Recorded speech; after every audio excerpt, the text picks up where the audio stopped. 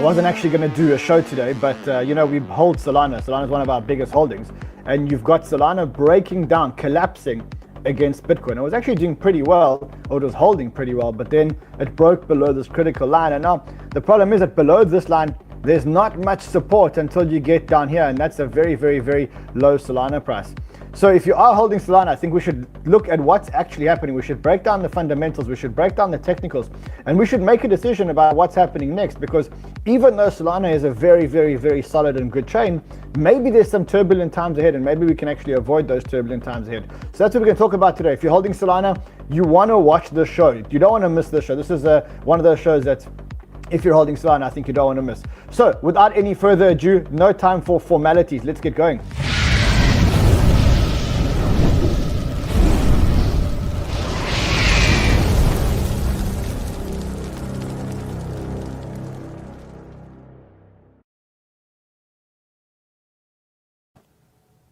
As I said, I wasn't even going to do a show today. That's where it was today. I wasn't even going to do a show. Oh, let me get some sound levels right here.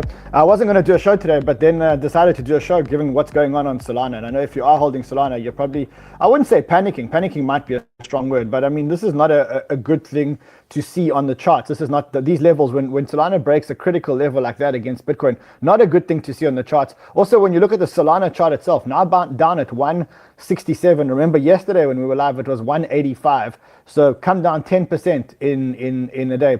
And there's a lot of FUD going on Solana. In fact, if you look at it actually on the 3-day charts, this is a representation on the 3-day chart. And if you look at the 3-day chart, you can much clearer see how big this level that was supposed to hold against Bitcoin, and now we've broken down. Now look, we haven't closed below this level, but if we do close below this level, there's a small level over here, and then the next levels are much further down. So that could mean that Solana is going to go much further down. Some people are saying that this reminds them of the FTX collapse, and I mean, you know, like, I don't think that that this is anything like the FTX collapse. I mean, if you think about when FTX collapsed, essentially you could have argued that Solana was hugely reliant on one funder, which was then FTX.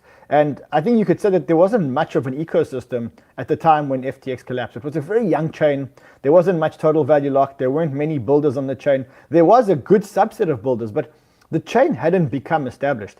And I think, with all due respect, to compare this to the FTX collapse is something completely different, because I think what he says is the sentiment reminds me of the days and weeks after the FTX collapse. That I kind of agree with, but I don't think that there's anything like the FTX collapse. Just look at the fundamentals of Solana. I mean, this is Solana compared to Ethereum and BNB chain, which are the two closest rivals. And I think there's no comparison between now and the FTX days. And if you look at all the different things that are being built on Solana, Solana is by far the most developed chain. It might not have the biggest TVL like Ethereum has the biggest TVL, because Ethereum's been around for much longer, but it is by far right now the most used chain. And so the question is, what is happening now? Why is the price breaking down? That's what we're going to be discussing today. So if you're new to the channel, you know what to do. Subscribe to the channel.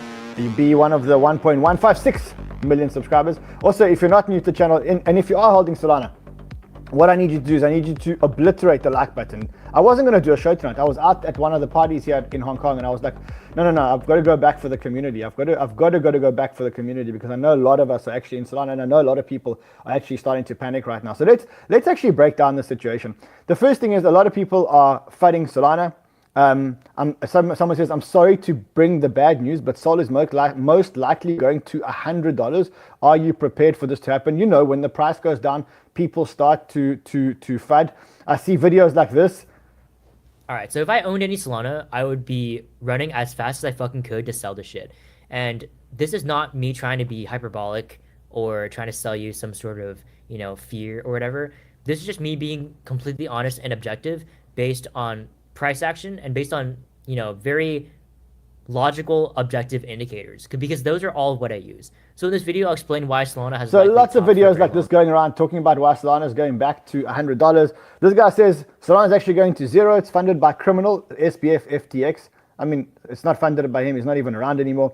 Anatoly Yakovenko randomly endorses projects, and shortly after they dump Solana is a money extracting organization which never had any intention to provide value to the industry. Crypto banter and Crypto Man Run will still try telling you how great everything is, but it's not.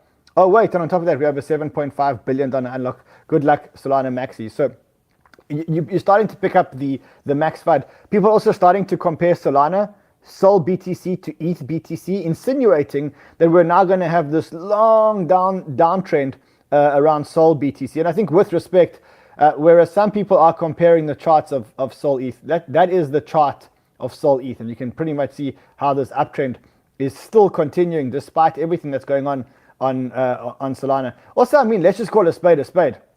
No matter how many people are fighting this thing, ETH doesn't work. Sol works. The reason why Solana actually exists today, and the reason why Solana was able to even get to where it was even able to get to, is because ETH doesn't work. ETH is too slow. The only way to use it is to use these shitty layer 2s. And honestly, like, you cannot compare the experience of Base to the experience of Solana. So the only way to use Ethereum is to use shitty layer 2s. And the ETH chain does not work. And what they do is, what happens is they have these side chains which you can invest via the side chains. It's not the same experience as investing in a very fast L1.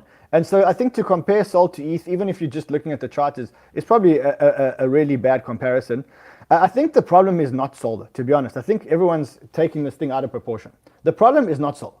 The problem is one subsector on Sol, or one vertical on Sol, which has been the biggest vertical, no doubt about it, and that is meme coins.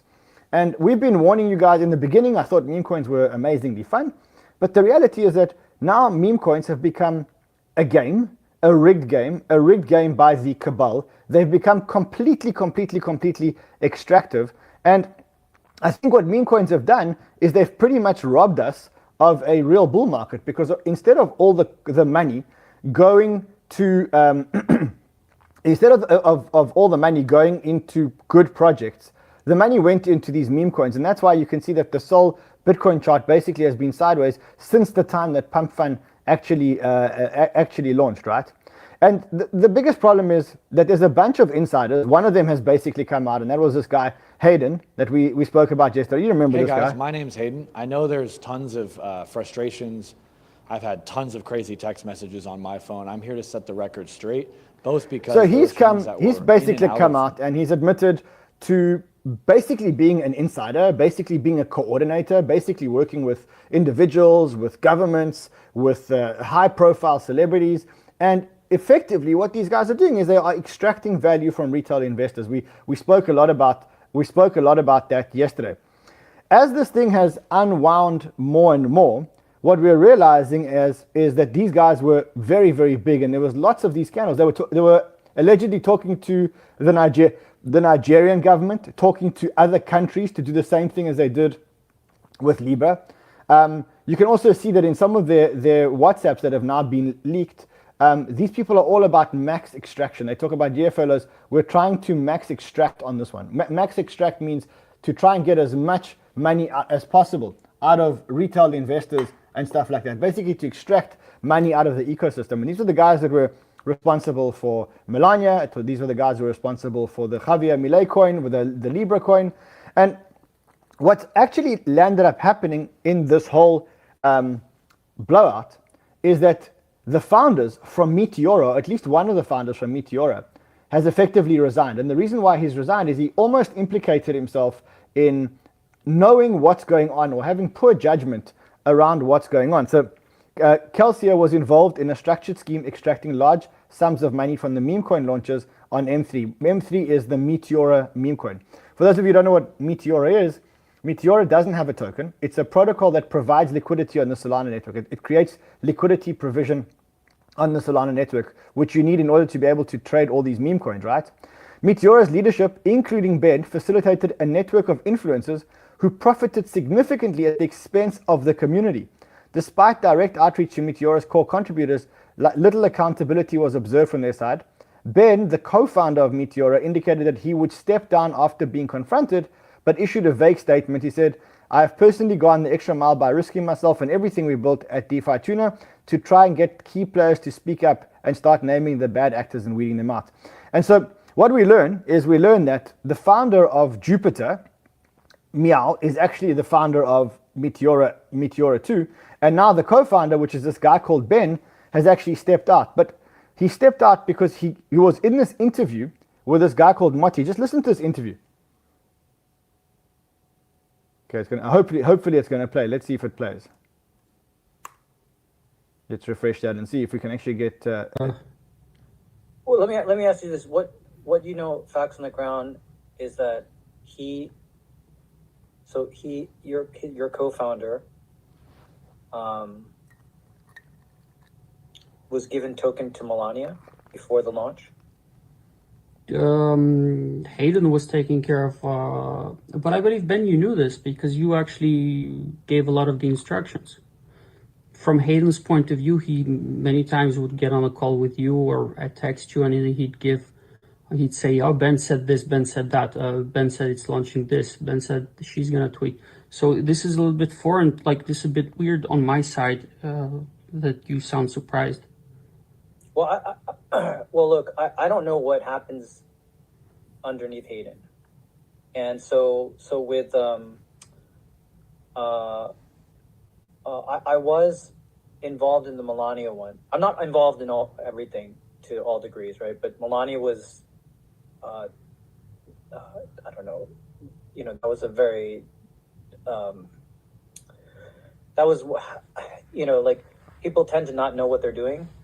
And that one was so high profile and sort of rushed, and those guys were like, it's kind of I didn't want them to fuck it up, So, so he basically admits to being involved in the Melania launch. Later on, he actually admits to be involved in one of the other launches. I think it's at about timestamp 15. Let's just quickly have a look here. It's here. You know what happened? Like basically, they just rugged. Legit, like, if there's a rug, this was a rug, like 101, and everyone was in it, from the insiders to the what's his name, the guy who to 𝗕𝗓𝗪𝗏 to 𝗬𝗓𝗫 to, I'm sure everyone and their mother, everybody knew about it, and everybody sniped it, and some people were early, other people were late, and a lot of people lost money. And the worst thing of all is it's president that gets a bad image. And whenever presidents get involved, and if they become angry, you don't want to be there. Not only that, this is international. This isn't $20. This is not $100 million. This is like 200. This is FTX type of shit. Fucking hell, man. I feel sick.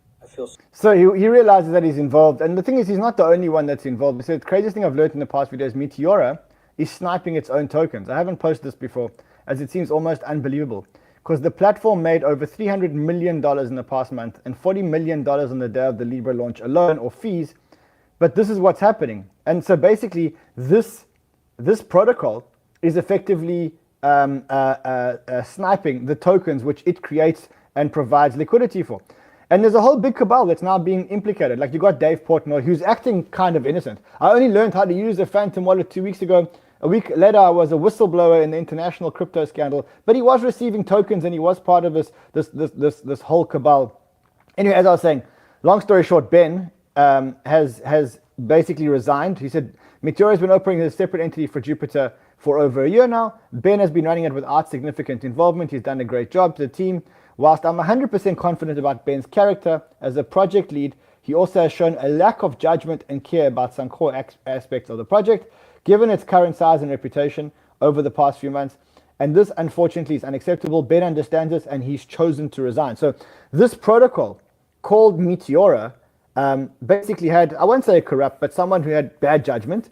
And he was basically sniping his own tokens, maybe even leaking contract codes. And this is why people are now angry at meme coins. They're angry at Solana, and this is why the price action on Solana is what the price action is going to be. The truth is, though, that no matter how bad the price action on Solana is, when you look at the on-chain metrics and you look at, like, we're only back to where we were in November or December. We're the same levels as we were in November and December in terms of, for example, DEX volume. And if you look at, I see a lot of people like grave dancing around Solana, but if you look at all the metrics, really every single metric, and you look at daily active addresses, and you look at daily transactions, and you look at DEX volumes, pretty much no chain touches Solana. If you look at AI agents, today Solana is still bigger than Base on AI agents, still the biggest chain in the world when it comes to AI agents, still the biggest chain in the world when it comes to RWA, real world assets. Actually, not RWA, 𝗕𝗜𝗨. RWA Ethereum is still bigger. This guy says the best thing about the whole scams on Solana implosion is that it's actually happening while Bitcoin is trading around 100,000. And I think that's a blessing, because if this was happening when the market was absolutely collapsing, then Solana may have gone down to $100, $110 or somewhere around there. Anyway, long story short, that is where we are at the moment. And the reality is that there's nothing wrong with the actual protocol. I mean, I think people got burnt in the game of memes, and I think the game of memes was actually extractive. And now this whole meme coin trade is actually unwinding. And I actually want to show you some of the unwinding is actually quite crazy. People that were big on meme coin, I want to see people that were big, even like the thread guy, who was so big on meme coins and started making money on meme coins. He's also had like a reckoning, a moment of truth. I do want to take a second and shoulder a little bit of blame for just how we got here. At some point along the line, my platform, my content sort of shifted from interviewing builders, interviewing founders, interviewing devs, to really just leaning in on promoting this meme coin casino. Very clear, as we know, but as we really know right now, most people get absolutely cooked. Very few people win, and it doesn't really end well. No one wants to promote the casino. I was promoting the casino. I take blame for that. I should have gone in that direction. It happened. We are where we are. All I can do is pick up the pieces and get back on track. I definitely shoulder some blame for that. I do want to take a second. So yeah, he did meme coins. I think we all did meme coins at one point. We stopped doing them quite a while back because we just thought it was not the best play, and not when they started to become very extractive. But I think, look, people are upset about the memes. They have now brought this into this whole collapse happened when there are massive Solana unlocks which are coming up here. So there's 41 million locked SOL, which is in 3 auctions. 12 million of those Solana are due to be unlocked in March, April of 2025. Those are owned by Galaxy and are owned by Pantera. And so right now the market's saying, look, the meme coin casino has collapsed, and there's a massive unlock coming up, and this is a recipe for the disaster. And that is why we are here where we are, where you can see that the whole thing is kind of breaking down. And so let's quickly analyze what the situation is. What the situation is. I think firstly, I agree with this tweet. And the agreement that I have with this tweet is that the collapse of the meme coin casino is actually one of the best things to have ever happened to crypto. Why? Because the meme coin ecosystem has been a black hole for over a year, and it sucked out liquidity. And the problem is that it sucked out liquidity from real projects that are building on the ecosystem. And so I think that in the long term, I think that this has been a very, very, very good thing. Let's get meme coins out of the ecosystem, and let's actually start moving on to real technological things. Let's move more to utility, right? There can be 1 or 2 meme coins, but this craze of jumping around between meme coin and meme coin, where come on, if you're trading meme coins and you don't know that meme coins are all about cabal coins, then you don't even know the rules of the game. We've said it for a long time. Meme coins are a game where you're basically betting about where the cabal is going to go next. It's not attention, it's where the cabal is going to go next. And I don't think you can deny that. Everyone knows the rules until they lose. And then they're like, oh, well, we didn't know the rules. Yes, you did. You knew the rules. Come on. You knew exactly what you were getting yourself into. And now the whole thing is actually collapsing. And hopefully that's good, because then we can go into more crypto utility projects. And I think I agree with Ivan when he says Sol will be back fast. The meme FUD will pass. Memes on Solana because it's where all users are. ICOs, scams, and NFTs were an ETH last cycle because that's where the users were.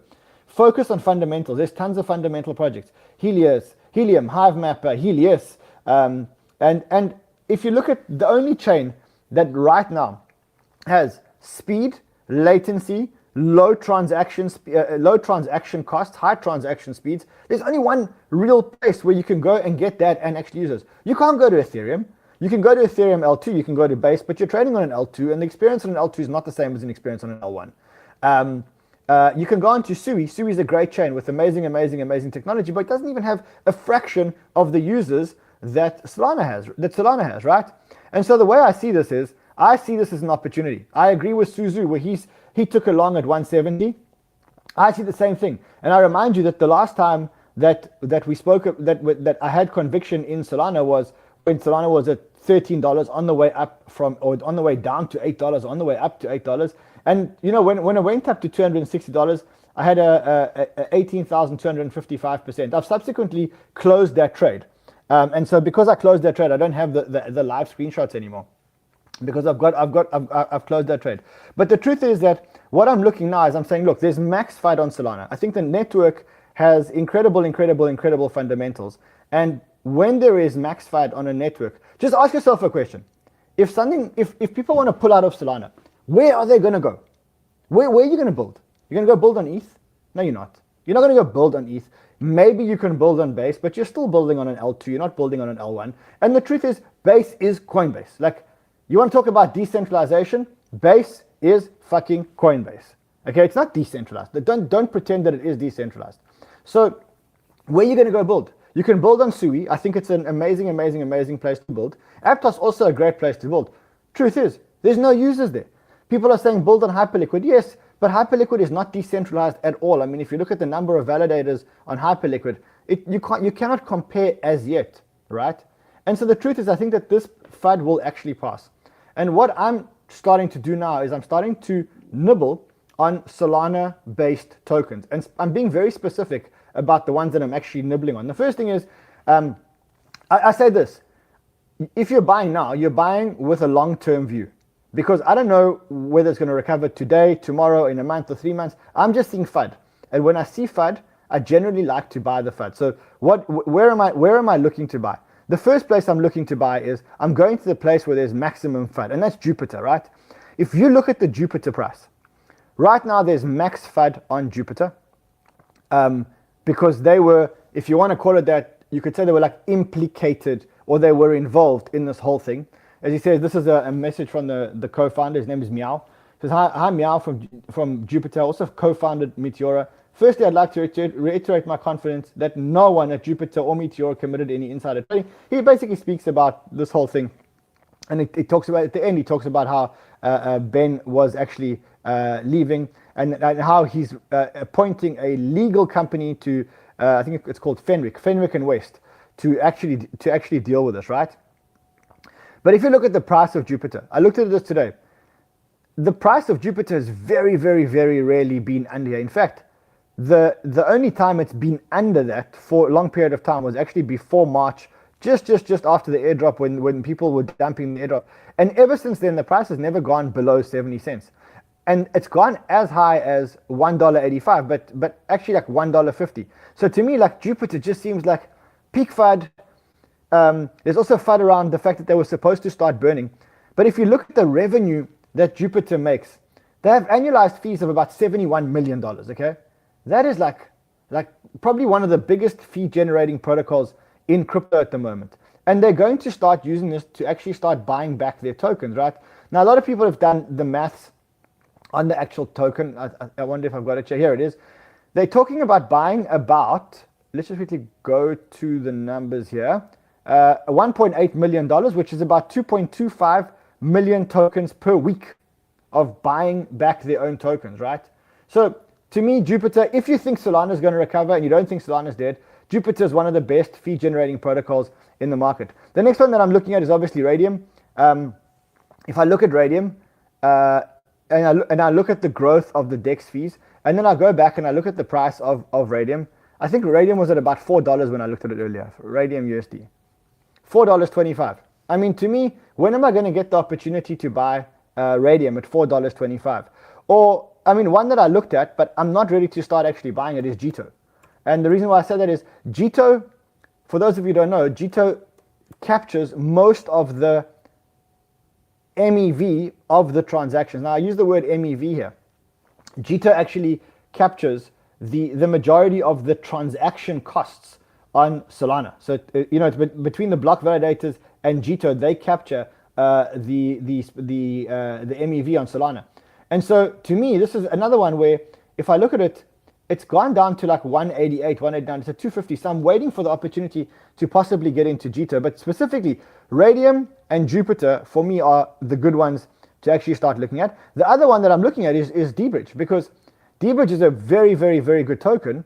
And if you look at where it is relative to how low it's been, and I removed the dump after airdrop, like this is pretty much as low as 𝗔𝗔 has gone. And so I'm starting to load up. I'm starting to load up on these tokens. I really am starting to load up on these tokens, because when there's a bounce, I kind of think that everything will bounce, and I don't think that Solana is actually going to die, to be honest. I think Solana is actually going to continue. And so that's pretty much what I'm doing at the moment. I'm kind of going, look, I'm looking at this and I'm going, look, there's max FUD on Solana right now. When there is max FUD, there's also a max opportunity. I don't know when it's going to end. It could end today, it could end tomorrow, it could end in a week. Maybe it carries on a bit longer for the unlocks. But the truth is that I think Solana is the best chain out there. And someone says, no point in the live chat without interaction. Brit, I'm here. I'm listening. Someone says, sell 𝗔𝗔. Someone says, buy FUD. I agree. We need to buy FUD. We need to buy when there's FUD. And I think that, look, again, you make your own decisions. For me, I'm looking at Solana and I'm going, hold on, nothing's going to happen to this chain. This chain is going to continue to deliver. And there is going to be some FUD, but I mean, yeah, someone says Solana could go down to $47. It could go down to $1, but I don't think so, right? Anything's possible. Anything's possible. There are unlocks. There is a lot of FUD. I'll tell you what happens. You're going to get one green candle in Bitcoin. Bitcoin goes back over $100,000. And then what happens? What actually happens? In fact, I actually took a bet today on the Frontrunners research call. Oh, I wanted to take a bet, but the problem is nobody wanted to bet with me. It was 𝗕𝗬𝗕𝗏 who wanted to bet with me. And let's just quickly go. Yeah, so you see it's the first thing that comes out here. So the bet is that if Sol doesn't outperform ETH, I have to shave one eyebrow, just one eyebrow, and I have to walk around for a month with one shaved eyebrow. Believe it or not, that's the bet. I mean, I know it sounds like a stupid bet, but it is a bet that I actually took. No one wanted to take it with me though. So, yeah, So that's it. Look, again, you got to make your call. I don't think Solana's dead by any means. I think there's amazing stuff being built. I'm going to go as far as to say I don't even think meme coins are dead. I think this is just a little. I think I agree with Hasib, where he says meme coin mania has peaked, but it's not dead. But the high prices are not going to get any new converts. Stale ideology is a leading indicator of a movement's death. No more think pieces, no more manifestos. Just keep holding. The people have become nihilistic about future nihilism, and this is in response to Murad's tweet, who just keeps tweeting, yes, it's going to happen, it's going to happen, it's going to happen. Yeah. So that is the story. Just a couple of things that I want to just chat to you. So I've managed to negotiate something amazing for you guys. I'll show it to you in a second. Let me just get there quickly. Let me just show you a few things that I think are pretty pertinent for us to be talking about today. So remember that for those people who are signing up with 𝗬𝗓𝗡, for those of you who don't know what 𝗬𝗓𝗡 is a derivatives exchange. It's an exchange like Bybit, like Bitget, like 𝗓𝗓𝗏. Even though Solana is, you do no KYC. So because you do no KYC, you can pretty much do it from any country, right? If you sign up today, there's another 24 hours left. We extended it for 48 hours because I forgot to tell you guys to do it. So what you got to do is you got to sign up with link your email, you get $100.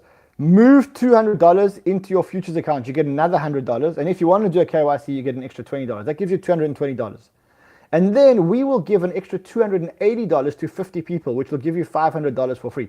Now to claim that, this is the part that I forgot to tell you the other day, and that's why we're extending it. When you go here, go away. When you go here, you go to Reward Center. You see where it says Reward Center? You got to go to Reward Center and actually claim your rewards. Now, anyone who opens a 𝗬𝗓𝗡 account and deposits the $200, I've got an extra special bonus for you guys. In the next 24 hours, and it's only for the next 24 hours, anybody who signs up will also get a free, you're getting a free Bitfunded $5,000 challenge. So you're going to sign up for 𝗬𝗓𝗡, you're going to deposit the $200, you don't have to trade, you don't have to do anything. Just link your account, get the $200. You will then have $220. You may win another $280, you may get an extra $280, but, if you use the link here below, and here we go, if you use the link here below, and then you go to the Google Sheet here, there's a Google Sheet here, a form. Just put in your WeX user ID, and no questions asked, we will email you a free Bitfunded $5,000 account, which means you can basically trade for free. Honestly, you're going to be able to trade for free. So with $5,000. It's free. There's no questions asked. You just you have to just fill in this form. If you fill in the form, we will send you a free Bitfunded offer. Again, for those of you who don't know what Bitfunded is where you get to trade with other people's money. So for example, you put in $79, let's take a $10,000 account. You put in $99. If you can score 8% on the first round and 5% in the second round, the third round you trade with other people's money and you get 90% and they keep 10%. So that's it. I mean, it's so simple. It's not going to happen again. These are free giveaways. This is like crazy stuff. Someone says they don't honor the bonus. If you think they don't honor the bonus, just go to the claim center over here and make sure to actually claim your reward. A lot of people think that you have to go and you have to claim your reward in the reward center. Alrighty, I will see you guys again tomorrow. Hopefully, actually maybe tomorrow I won't see you because tomorrow there's a banter party here in Hong Kong. So probably I won't see you tomorrow unless something really big happens. Until then, trade well, my friends.